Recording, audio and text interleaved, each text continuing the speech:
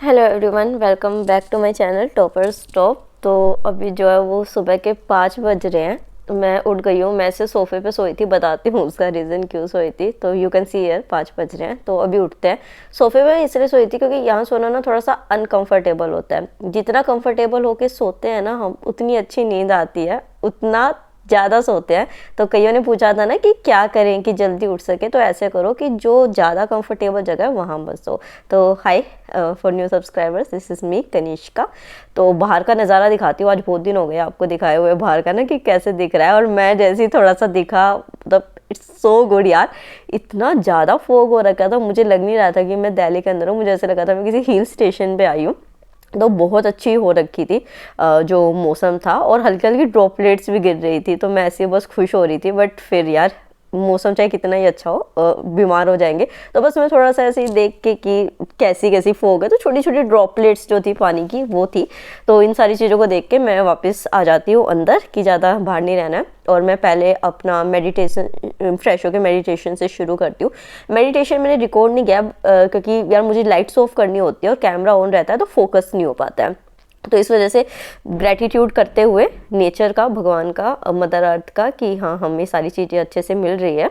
तो हम अपने मेडिटेशन को शुरू करते हैं। फोकस के लिए बहुत ज़्यादा अच्छा है। मेडिटेशन आज मेरा थोड़ा सा ज़्यादा हो गया था, 6 बजने वाले थे, तो इस वजह से फिर मैं आज एक्सरसाइज जो है वो कम ही करूँगी। तो एक्सरसाइज मैंने बस 15 मिनट ही करी थी। स्ट्रेचिंग एक्सरसाइजेस आप ज़रूर करें अगर आप वैसे एक्सरसाइज नहीं करना चाहते, क्योंकि पूरे दिन हमें बैठ के पढ़ना होता है। तो ये ज़रूरी है हमारे लिए, वरना बैक प्रॉब्लम्स और ये सारी चीज़ें हो जाएंगी। 5 बजे मैं उठ तो गई थी, बट यार 5 बजे उठना ना मेरे लिए फ्रूटफुल नहीं हो पाता, क्योंकि और लोग भी उठने लग जाते हैं। तो अगर आपको पूरा मेडिटेशन पे फोकस करना है या और चीज़ों पे करना है ना, तो 4 बजे का टाइम आई थिंक सही रहता है। तो अपना ये 5 बजे वाला जो है, ये कोर्स मैं जल्दी बदल के इसको 4 बजे पे दोबारा लेके आऊँगी। तो मैं नहा के रेडी हो गई थी यहाँ पे, और अब अपनी चाय लेके अपनी पढ़ाई शुरू करेंगे। इकोनॉमिक्स जो है वो अभी मैं मेजरली कर रही हूँ, तो उसी से जो है वो अपनी चीज़ शुरू करेंगे। जो मैंने कल इकोनॉमिक्स का पढ़ा था उसका मैं आगे पढ़ रही हूँ। यहाँ पे 3 चैप्टर्स थे जो मुझे रिवाइज करने थे। रिवीजन में फिर भी थोड़ा सा टाइम कम लगता है। तो यहाँ पे मैं अपनी चाय पीते पीते, क्योंकि ठंड बहुत ज़्यादा हो रही थी, एक्सरसाइज वगैरह करते हुए तो इतना फील नहीं होता, बट बाद में फील होता है कि हाँ ठंड है। उसके साथ आज मैं आपको प्रीवियस ईयर क्वेश्चन एनालिसिस बताऊंगी। उसके साथ सिर्फ 3000 रुपीज़ में आप कैसे अपने प्रीलिम्स की तैयारी अच्छे से कर सकते हैं, इस टाइम पे आके अपने चांसेस बढ़ा सकते हैं प्रीलिम्स के, वो मैं शेयर करूंगी। तो मेक श्योर कि आप वीडियो को लास्ट तक देखें, चैनल को सब्सक्राइब कर लें। तो यहाँ पे जो मैं चैप्टर्स कर रही थी वो मैं एग्रीकल्चर कर रही थी, एक्सटर्नल सेक्टर, और उसके साथ जो मैंने ग्रोथ एंड डेवलपमेंट किया था वो। तो अब देख लेते हैं कि कैसे हमें अपनी प्रिपरेशन करनी है। तो मैंने आपको अभी पहले कहा था कि मैं आपके साथ एक ऐसी चीज़ शेयर करने वाली हूँ जिससे कि आपकी प्रिपरेशन बहुत इजी हो जाएगी, वो भी बहुत अफोर्डेबल रेट पे। फिजिक्स वाला का नाम सभी ने सुना है, जो कि अब यूपीएससी वाला लॉन्च कर चुके हैं। इनमें हमेशा ही रिजल्ट आपको अच्छा देखने को मिला है, क्योंकि जो पीडब्ल्यू है फिजिक्स वाला है, उनका मिशन है एजुकेशन फॉर ऑल। मतलब पीडब्ल्यू इंडिया की हर सिटी, स्मॉल टाउन, विलेजेस में स्टूडेंट्स के लिए अफोर्डेबल जो एजुकेशन है उसमें बिलीव करता है, ताकि जो पेरेंट्स है और जो स्टूडेंट्स है उनका सपना पूरा हो सके कामयाब होने का। तो अब यूपीएससी जो होते हैं उनको बहुत तरीके के चैलेंजेस जो है वो फेस करने होते हैं। जैसे कि यूपीएससी इतना इजी नहीं है, बहुत ही कंसिडरेबल टाइम और एफर्ट करना पड़ता है। मैसिव सिलेबस है, उसी के साथ कंसेप्ट समझना बहुत टफ हो जाता है। तो इन सारी चीज़ों को सोल्व करने के लिए जो है वो यूपीएससी वाला ने और सिर्फ 3499 रुपीज़ में आपके लिए फोकस बैच जो है वो लॉन्च किया है। ये प्रीमियम फोकस बैच होगा। अगर आपने अब तक अपनी प्रिपरेशन नहीं करी है या फिर अच्छे से नहीं हुई और आप घबराए हुए हैं 2023 प्रीलिम्स के लिए, तो ये बैच आपके लिए है।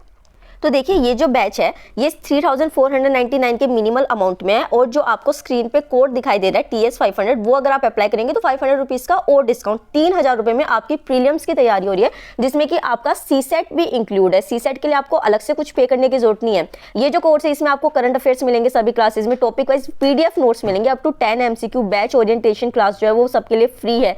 प्लस मेंस की monthly magazine, 50 MCQs, 10 current affair, 5 main focus question, weekly test मिलेंगे, स्लाइड्स मिलेंगी PDF फॉर्मेट में। तो आई डोंट थिंक कि अगर आपकी प्रीलिम्स की तैयारी नहीं हुई है तो इससे अच्छा सोर्स आपके लिए कोई भी हो सकता है। और उसी के साथ जो है वो यूपीएससी वाला ऑप्शनल सब्जेक्ट्स भी प्रोवाइड करता है इंग्लिश बैच में, जिसमें आपको history, anthropology, geography and sociology मिल जाती है। और हिंदी बैच जो है उसमें sociology, geography, PSIR, history and Hindi literature मिल जाता है। और यूपीएससी वाला ने स्टूडेंट्स के लिए फ्री में अपने 2 यूट्यूब के चैनल्स भी जो है वो लॉन्च कर रखे हैं, जिसका भी आप बेनिफिट उठा सकते हैं। सो लिंक जो है डिस्क्रिप्शन में है और उसी के साथ कूपन कोड भी आपको डिस्क्रिप्शन में मिलेगा, तो you can go and check out. तो चलो अब निकलते हैं लाइब्रेरी के लिए। अब मैं अपने ग्लव्स डाल रही हूँ, पिछली बार भूल गई थी, बड़ी हाथों की बैंड बजी थी, बिल्कुल लाल हाथ हो गए थे मेरे। उसके बाद मैं जाके कई देर तो मैं कांपती रही थी, तो इस वजह से मैं अपने आप को पूरा कवर करके, क्योंकि मैं जल्दी निकल रही हूँ, अभी भी बाहर फोग है, हल्की सी घटी है बट फिर भी है, तो मैं दिखाती हूँ आपको। रुको सी, अभी मतलब फिर भी थोड़ा सा घटा है, तो इस वजह से मैं अपने ईयर्स, हैंड, कई लेयर्स कपड़े पहन के, क्योंकि यार 10-11 बजे निकलोगे, लाइब्रेरी पहुंचोगे, जल्दी वापस आओगे, 5-6 घंटे में क्या ही पढ़ लोगे ना। फिर यहाँ पे जो ऐसे स्ट्रे एनिमल्स होते हैं ना, तो मैं उनको फीड कराने का मैंने एक नया अपना इनिशिएटिव किया है, क्योंकि यार ये देखो कितना कूड़ा था और ये इसी में खाना खा रहे थे, तो क्या हम खा सकते हैं यहाँ पे? जब हम नहीं खा सकते तो हम इनको कैसे देख सकते हैं? तो छोटे छोटे स्टेप्स लो। तो इस वजह से मैं सुबह डॉगी को भी डाल के आई थी। डॉगी का रिकॉर्ड नहीं किया क्योंकि मुझे उससे डर लगता है ये मारती नहीं है, तो मैं इसको खिला देती हूँ। तो ये करके मैं अपनी लाइब्रेरी के लिए निकलती हूँ आगे। फिर मैं अपने आप को, मैं आपने देखा था अभी बीच में बस से ट्रैवल करने लगी थी, बट कोविड के केसेस अभी बढ़ रहे हैं, तो हेल्थ इंपॉर्टेंट है और कुछ इंपॉर्टेंट नहीं है, मैं बिल्कुल रिस्क नहीं ले सकती हूँ। तो इस वजह से मैंने अब दोबारा रिक्शा में ट्रैवल करना शुरू कर दिया। तो अपने आप को पूरा कवर करके मैं लाइब्रेरी में पहुँच जाती हूँ। यहाँ पे तो जल्दी पहुंची थी, बट स्टिल मैंने देखा कि एक लड़की मुझसे पहले आ गई थी, तो उससे मैं थोड़ा और मोटिवेट हो गई कि ये मुझसे भी पहले आ गई जबकि मैं इतनी जल्दी आई हूँ, तो मेरे को जो है और पढ़ना होगा कि बच्चे मेहनत कर रहे हैं।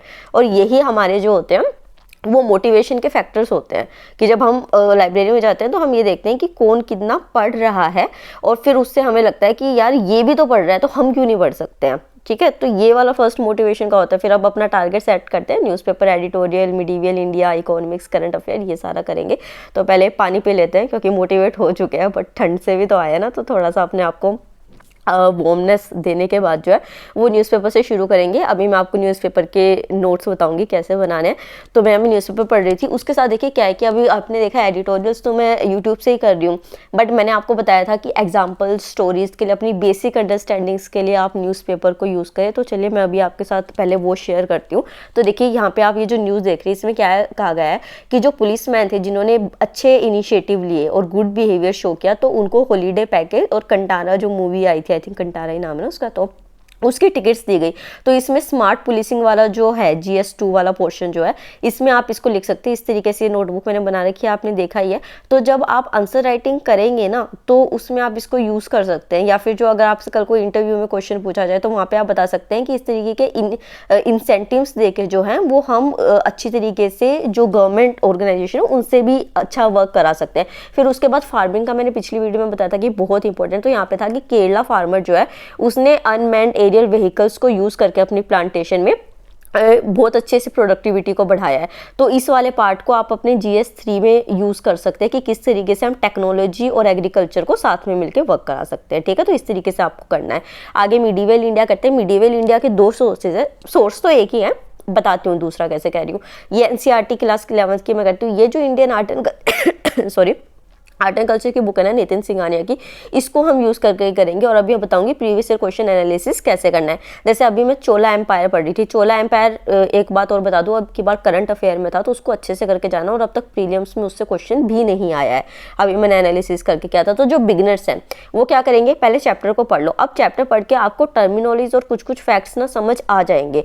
तो जो पहले एनालिसिस आपको करना है ना, वो क्या करना है, यहाँ पे जैसे 108 क्वेश्चन थे जो मिडीवल इंडिया से आ रखे थे, तो मेजरली देखना है कि क्या उस टॉपिक पे से किस तरीके के क्वेश्चंस आए हैं, उनको छाट लो, उनके ऊपर लिख दो उस टॉपिक का नाम, और फिर उसमें देखो डेप्थ में जाके कि किस तरीके से क्वेश्चन पूछा गया। अब क्या होगा, एक बार आपने चैप्टर पढ़ लिया तो आपको मेजर तो पता चल गया मोटे मोटे तौर पे कि ये वाला क्वेश्चन आया है। अब जो है आप क्या करेंगे, दोबारा रीड करेंगे एंड देन देखेंगे कि क्वेश्चन किस तरीके से पूछा गया। तो इस तरीके से आपको एनालिसिस करना है। अब जब कोई भी टॉपिक पढ़ेंगे तो सिर्फ प्रीलिम्स का एनालिसिस नहीं करेंगे, मेंस का एनालिसिस साथ में करेंगे। जैसे कि यहाँ पे क्या था, चोला एम्पायर से एक भी क्वेश्चन नहीं आ रखा था, बट यूपीएससी में नहीं आ रखा, बट यूपी पीसीएस में आ रखा है, तो आपको छोड़ना नहीं है। अब मेंस का है, अब मेंस में मैं आपको बताती हूँ कैसे। अब आप कहेंगे मिडीवल इंडिया तो मेंस में आता ही नहीं है, नहीं आता, बट आर्ट एंड कल्चर तो आता है ना, उसको कनेक्ट करके आप कैसे कर सकते हैं। अब जब आप चोला एम्पायर पढ़ेंगे ना, तो उसमें आप देखेंगे कि जो टेम्पल्स थे ना, वो जो थे वो एक तरीके से बिजनेस एंटरप्राइज तक बन चुके थे। सोशल और कल्चरल लाइफ भी वहाँ पे डिनोट होने लग गई थी। इस वजह से जो टेम्पल्स का स्ट्रक्चर्स था वो इतना ऊपर तक बढ़ चुका था, इतना हायर लेवल में पहुँच चुके थे। तो यहाँ पे जो एक क्वेश्चन था वो इनडायरेक्टली एनसीईआरटी से पूछा गया था। ये क्वेश्चन पूछ लिया कि ये बताइए कि जो टेम्पल्स थे वो किस तरीके से सोशल और कल्चरल लाइफ को डिवोट करते थे। अब ये वाला आंसर कहाँ से आया आपका, चोला एम्पायर के एनसीईआरटी से आया। जैसे आप क्वेश्चन को देखेंगे आपके माइंड में क्लिक हो जाएगा। और ये सेकंड क्वेश्चन था, ये डायरेक्टली पूछ लिया कि चोला आर्किटेक्चर जो है वो हाईली वोटर मार्क था, तो इसको आप एक्सप्लेन कीजिए। तो ये दोनों क्वेश्चन आपके नितिन सिंघानिया और मिडिएवल इंडिया को जब आप कंबाइन करके पढ़ेंगे ना, तो आपके 2 मेंस के क्वेश्चन हो जाएंगे। ठीक है, तो इस तरीके से आपको प्रीवियस ईयर क्वेश्चन का एनालिसिस करना है। टॉपिक वाइज कीजिए शुरुआत में। ठीक है, अगर आप पढ़ चुके हैं सारा, देन आप ओवरऑल एनालिसिस कर सकते हैं। देन यहाँ पे चोला की ही जो है वो मैं अपने की नोट्स बना रही थी छोटे छोटे, ताकि मेरे को बाद में रिवीजन में काम आ सके। फिर जो है वो अपना करंट अफेयर्स करते हैं। करंट अफेयर्स मैं अपने मैगजीन से जो है वो कर रही हूँ, जो मेरी अभी पेंडिंग है, क्योंकि मैंने टारगेट किया है 10 जनवरी या मैक्स टू मैक्स 15 जनवरी तब तक वो ख़त्म करनी है। तो यहाँ पे भी आप इस तरीके से ही करेंगे। अगर आपके पास हार्ड कॉपी है तो आप 2 वो रखिए मार्कर, और फिर उससे उसको मार्क कीजिए। मेंस के पॉइंट अलग, प्रीलिम्स के पॉइंट अलग रिवीजन के लिए। देन यहाँ पे जो है वो मैं अपना लंच कर रही हूँ। आज जो है ना बहुत ज़्यादा मतलब प्रोडक्टिव डे होता जा रहा है, क्योंकि बहुत सारा स्टफ़ है। और एक ये भी होता है कि जब आप जल्दी निकलते हो तो आपको एक रहता है कि जल्दी से जल्दी करो। ठीक है, अब सेकंड चीज़ क्या है कि ये जो कोट है मैं डेली लिखती हूँ। ये जो कोट थी ना वो मैं आपके साथ वैसे भी शेयर करना चाहती हूँ। इसमें महात्मा गांधी ने ये कहा था कि जो है हम सबसे बड़ा कोट जो होता है ना वो हमारा इनर कंसाइंस होता है। जो मैंने आपको बोला था कि जब आप अपने अंदर झाँक के देखते हैं ना, अपने साथ थोड़ा सा टाइम बिताते हैं। कई स्टूडेंट्स पूछते हैं ना हम मोटिवेट नहीं रह पाते। कैसे मोटिवेट नहीं रह पाते यार? मतलब कि आप जो है 2 मिनट अपने साथ टाइम बिताओ और ये बात सोचो कि क्या मैं एक मूवी देखूंगा, या मैं अपने फ्रेंड से बात करूंगा, या मैं सोशल मीडिया चलाऊंगा, उसमें मैं अपना 2 घंटे वेस्ट करूंगा, तो उसका रिजल्ट क्या होगा। और अगर जो है वो मैं एक चैप्टर कंप्लीट करूंगा तो मेरी प्रिपरेशन चाहे थोड़ी सी आगे बढ़े बट आगे बढ़ेगी। कौन सा ज़्यादा फ्रूटफुल? आपका इनर कंसाइंस कभी आपको गलत चीज़ नहीं कहेगा। वो आपको कहेगा कि पढ़, यही तेरा रिजल्ट डिसाइड करेगा, वरना पीछे रह जाओगे। फिर ताने और बहुत सारी चीज़ें, कोई रिजल्ट नहीं है, आगे ऐसे चीज़ें बढ़ती रहेंगी। ठीक है, तो इनर कंसाइंस की सुनो। तो अब जो है यहाँ पे एडिटोरियल्स जो है उसको मैं कर रही हूँ, साथ के साथ अपने रनिंग नोट्स कंप्लीट करते रहे ताकि टाइम सेव हो सके। फिर इकोनॉमिक्स को करेंगे, ये लास्ट पार्ट है आज का। तो इकोनॉमिक्स जो है ना मुझे बहुत बोरिंग लगती है। मतलब ये वो टर्म्स ऐसे ऐसे रहते, इतने बड़े बड़े चैप्टर्स होते हैं। तो मैंने सोचा कि पहले चाय पी लो, अपने आप को थोड़ा ब्रेन को बोलो कि पढ़ना है, चलो पढ़ना है। तो फिर इकोनॉमिक्स जो है वो मैंने अपनी करनी शुरू करी। टोटल 3 चैप्टर्स जो थे वो मैंने यहाँ पे करे थे। यहाँ पे इसका एनालिसिस मैं अच्छे से कर चुकी हूँ। प्रीलिम्स और मेंस का आपने मेरे लास्ट व्लॉग में देखा होगा। तो मुझे क्लियर है, जैसे ही टॉपिक मेरे सामने आता है मुझे पता है कि इसको कितनी इंपॉर्टेंस देनी है, कितनी नहीं देनी है।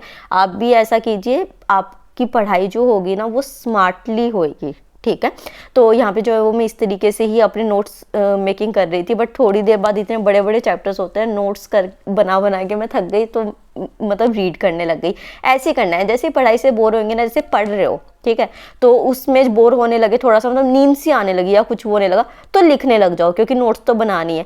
नोट्स बनाने से थक गए तो रीड करने लग जाओ। साइलेंटली पढ़ के बोर हो रहे हो या फिर नहीं पढ़ा जा रहा है, फोकस उतना नहीं बन पा रहा है, तो बोल बोल के पढ़ो, बट पढ़ो।